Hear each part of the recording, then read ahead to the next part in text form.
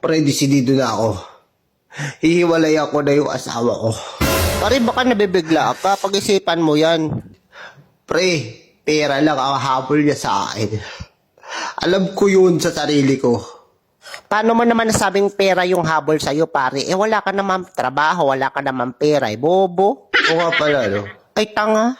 Wala nga pala akong pera. Kalimutan mo, tambay ka. Ano niya magiging habol sa akin pera? Kakanood mo ng Korean novela yan ni Gunggong. Oo nga, tama ka.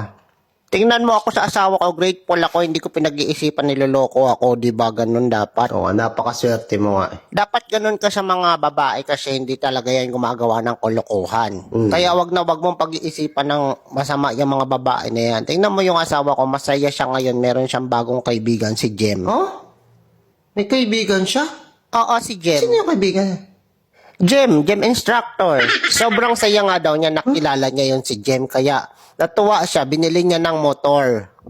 Binili ng... Para makatipid daw ng pamasahe yon para pagpupunta sila sa gym, sabay na sila. para makatipid lang. Para makatipid. Oo, practical na para makatipid. Tama. Kaya wag ka manood masyado ng mga drama kasi baka maisip mo na nagloloko yung mga babae.